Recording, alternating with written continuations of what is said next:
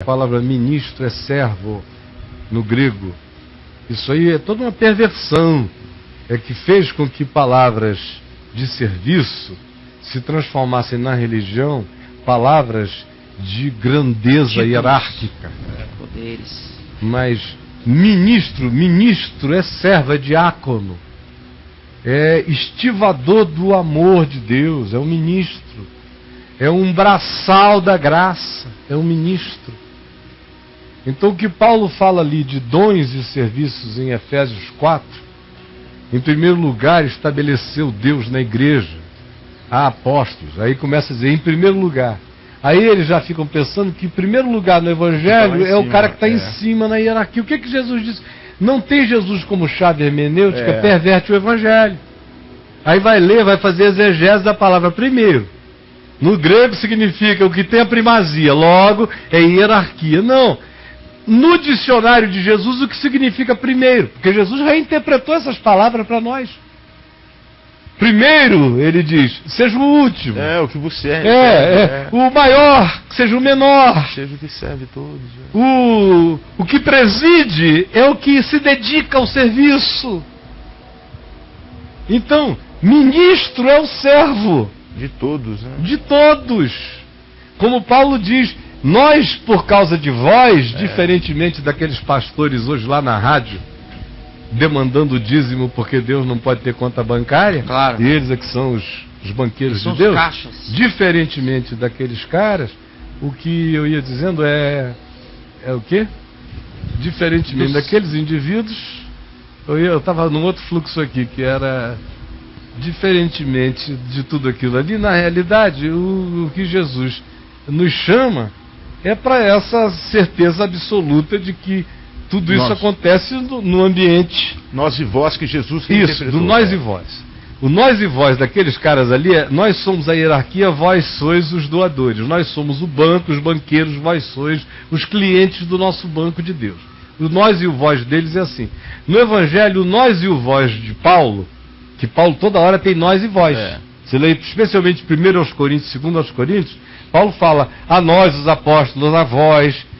Ele faz uma diferença toda hora. Agora, quando ele faz essa diferenciação, você vê que ele diz, nós, os apóstolos, fomos postos como lixo do mundo, escória de todos, espetáculo a anjos e a homens. Nós fomos servidos como esse espetáculo grotesco. Nós vim gera morte para que vocês tenham vida, para que vocês tenham proteção, para que vocês não sofram perrengue. A gente apanha para vocês não apanharem tanto.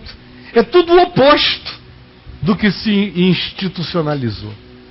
Então a pergunta dele é, repita por favor, final. Será que realmente a hierarquia das igrejas as igrejas realmente os torna chamados para serem maiores porque são pastores, então presbíteros, entenda, etc? Tendo Jesus como chave hermenêutica, quem é o maior para Jesus? Você veja como a igreja e Jesus, a igreja que eu digo é a igreja entre aspas, claro. E os seus intérpretes oficiais históricos não tem nada a ver uma coisa com outra, Jesus e a igreja. Nada. Na cabeça da igreja, o primeiro é o que é coroado aos sentidos de todos. No Evangelho, na mente de Cristo, o primeiro é o servo. Na igreja, o maior é o que aparece mais. E no Evangelho, o maior é o que serve e ninguém vê. Na igreja, o grande é o perceptível. No Evangelho, o grande é o que não faz a menor questão de ser percebido. E serve do mesmo modo. Então é só porque está tudo pervertido que você me faz essa pergunta, querido.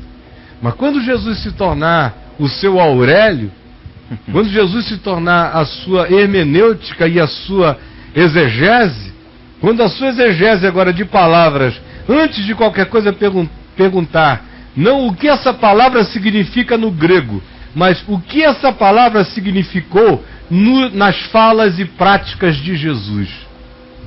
Aí você vai encontrar e aprender o significado de primeiramente, de maior, de servo ou de mestre, ou de qualquer outra coisa. Porque os significados vão ser redefinidos pela prática de Jesus. Como quando ele foi tão explícito Leia, por exemplo, aqui em Lucas, capítulo 9 e 10, capítulos 9 e 10, e veja aquela sequência de quando eles descem lá do Monte da Transfiguração. Surge uma questão entre os discípulos: quem era o maior? É isso mesmo. Quem era o maior? Foram se transfigurar, aí voltaram surtados. Quem é o maior? Poxa, pode nem ver uma glorinha que já fica doido. Quem é o maior? É Jesus. Que isso, maior? Pegou a criança, botou no meio, olha aqui, maior quem não sabe que é. É quem é manipulado e nem nota, como essa criança que eu boto aqui, boto ali, está servindo e não está demandando. Olha o maior como é que é. O maior não tem esse olhar de maior que vocês têm, o maior não sabe quem é. O maior serve por servir, o maior faz por nada. E o maior não faz contabilidade. O maior não sonha com galardão. O galardão do maior é o privilégio de ser servindo e amando. Só isso. É o galardão. Esse é o ensino de Jesus. Aprendeu isso, aprendeu tudo. Não aprendeu isso, não vai aprender nada. Porque não vai ter entendido nem o sentido das palavras de Jesus. Porque cada palavra de Jesus, não esqueça, ele atribui a elas um significado particular. Aí ele diz lá, em Lucas 9, maior, quem é o maior? Ele diz que é a criança. Aí depois eles saem, voltam e dizem: Senhor, nós vimos um cara que estava expulsando demônio em teu nome, nós lhe o proibimos porque ele não anda com o nosso grupo, não anda com a nossa igreja, não está nessa congregação aqui que anda junto de apóstolos, mas está falando o teu nome, não prega heresia não, o demônio sai, mas a gente não conhece, ele não anda aqui, nem falou com a gente, mas está pregando em teu nome, tudo certo. Mas a gente o proibiu, porque falta chancela, né, Senhor? Depois isso virou uma bagunça. Falta chancela. Aí Jesus disse: não lhe proibais, porque ninguém que não sendo contra vós outros, que não trabalhando contra vocês, é um inimigo de vocês. Então simplesmente não façam isso. Ele não está sendo contra. Por que vocês vão lutar contra ele? Vocês não têm essa prerrogativa. Eu não dei a vocês essa gestão de direito autoral. Parem com isso. Aí, logo depois eles vêm com aquela história de quererem fazer descer fogo do céu sobre os samaritanos. E logo outro surto de poder, de grandeza, de superioridade, de hierarquia. Senhor, queres que façamos descer fogo do céu sobre os samaritanos? E Jesus disse: vocês não sabem de que espírito são até hoje, porque o Filho do Homem não veio para destruir as almas humanas, mas para servi-las.